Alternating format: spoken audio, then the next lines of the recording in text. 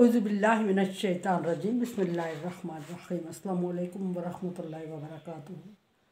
सूरह अनकबूत है मेरे सामने और सूरह अनकबूत की आयत नंबर 49 है, पारा नंबर 21 और रुकू नंबर 1 है। आयत नंबर 48 में अल्लाह तबारक व तआला ने 47 और 48 में अल्लाह तबारक व तआला ने दलाइल दे के कुफ़ार को समझाने की नबी सल्लल्लाहु अलैहि वसल्लम को तरीक़ा समझाया और फरमाया कि आप इससे पहले किसी किताब के बाकायदा इल्म नहीं हासिल कर चुके थे और ना ही किसी किताब को बाकायदगी से पढ़ते थे कि कुफ़ार आप पे ये इल्ज़ाम लगा रहे हैं कि आप ये अपनी तरफ से बता रहे हैं बातें, ना ही किसी किताब को अपने हाथ से लिखा। ये अल्लाह तबारक व तआला नबी सल्लल्लाहु अलैहि वसल्लम को ख़िताब करके अहले किताब की तरफ इशारा कर रहा है कि अहले किताब पर पहले किताब नाज़िल हो चुकी है जिसके वो पैरवी करते हैं, जिसको वो पढ़ते और समझते हैं, और फिर कुछ उन किताबों का कुछ हिस्सा वो अपनी तरफ से भी लिख चुके हैं और उसमें ऐड कर चुके हैं। इनमें से आपने कुछ एक ऐसा काम नहीं किया जिससे वो शक में पड़े हुए हैं या आप परेशान हो रहे हैं, बल्कि फरमाया फिर के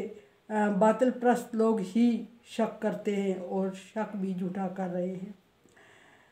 बल हुआ आया तो बैयिनातिन फ़ी सुदूरिल लज़ीना उतुल इल्म, उनसे कहें कि बल्कि जो मैं आयात आपको सुना रहा हूँ ये अल्लाह तबारक व तआला की नाज़िल करदा और वाज़े रोशन आयात है जो उसने नाज़िल की हैं, और ये उन लोगों के दिल पर असर करती हैं जो अहले इल्म हैं। उन लोगों के दिलों पे इसका असर होता है जो इल्म रखते हैं। इल्म से मुराद वो इल्म नहीं जिस इल्म के तहत उन्होंने पिछली इल्हामी किताबों को तब्दील कर दिया था, बल्कि इल्म से मुराद वो इल्म के जो अल्लाह तबारक व तआला की तरफ से नाज़िल करता है या जो अल्लाह तबारक व तआला अपने बंदों को ख़ास इनायत फरमाता है। इससे मुराद नबी सल्लल्लाहु अलैहि वसल्लम और आप पर ईमान लाने वाले लोग हैं जो इस किताब को मानते, कुरान पाक को मानते और फिर उस पर अमल करते और अहले किताब और दूसरे फ़िरक़ों के एतराज़ात के बावजूद उस पर साबित कदम रहे, वो लोग मुराद हैं। वमा यजहदू बिआयातिना इल्ला ज़ालिमून, और फिर अल्लाह तबारक व तआला ने फरमाया कि हमारी आयात पर जो झगड़ा कर रहे हैं वो सिर्फ ज़ालिम लोग ही हो सकते हैं। पीछे अल्लाह तबारक व तआला ने पिछली आयत में फरमाया कि हमारी आयात पर जो झगड़ा कर रहे हैं वो सिर्फ काफिर ही हो सकते हैं कि जो मेरी भेजी हुई आयात पर झगड़ा कर रहे हैं। उसके बाद यहाँ फरमाया कि झगड़ा करने वाले और बहस मुबासा करने वाले अल्लाह तबारक व तआला के नाज़िल करदा कलाम पर बहस मुबासा और झगड़ा करने वाले ज़ालिम हैं। ज़ालिम करार दिया उनको इसलिए कि कुफ्र भी ज़ुल्म है, लेकिन यहाँ ज़ालिम इसलिए कुछ अहले किताब और दूसरे मज़ाहिब के लोग भी कुरान पाक पर झगड़ा कर रहे थे और नबी सल्लल्लाहु अलैहि वसल्लम को नहीं मान रहे थे, और ये कुरान पाक जो अल्लाह तबारक व तआला की तरफ से नाज़िल करदा है उसको नबी सल्लल्लाहु अलैहि वसल्लम का ख़ुद साख्ता कलाम कह के ठुकरा रहे थे और ये कह रहे थे कि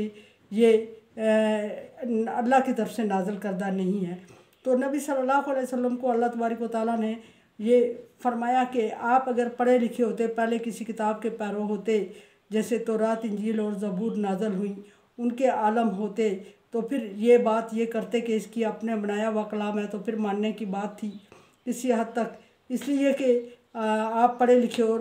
आप माज़रत के साथ कि आप उन किताबों के आलम होते तो फिर उसमें तब्दीली करते या कुछ इस तरह का कलाम लाते, या फिर दूसरी बात ये थी कि आपने किसी किताब को अपने हाथ से लिखा होता, शायरी की किताब को,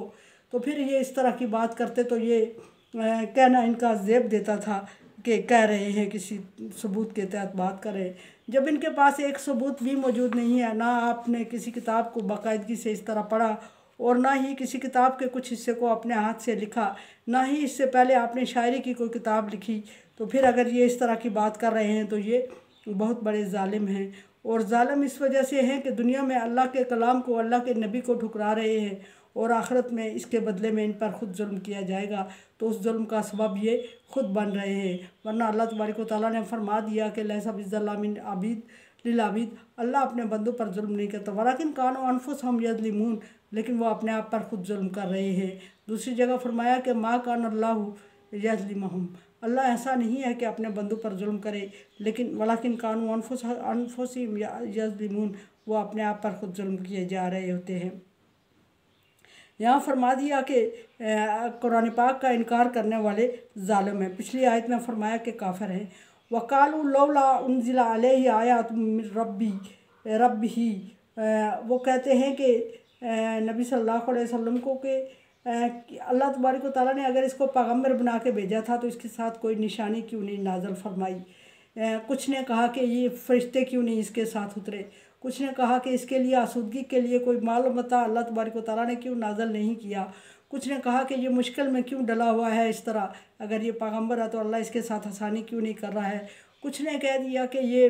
अल्लाह के भेजे हुआ पैगम्बर अगर होता तो इसके साथ कोई ख़ास निशानी होती जिससे हम ये मानते कि ये अल्लाह की तरफ से भेजा गया पैगम्बर है। इस पर कोई निशानी होती हम समझ लेते कि ये अल्लाह का भेजा हुआ पैगम्बर है। ये तो आम हम जैसे लोगों की तरह है, तो हम कैसे माने। फरमाया कि कुल ए नबी आप इनको ये जवाब दें, इन्नमल आयातु इंदल्लाही, निशानियाँ सारी तो अल्लाह तबारक व तआला के पास है। निशानियों का मालिक अल्लाह तबारक व तआला है, कुदरत उसकी है और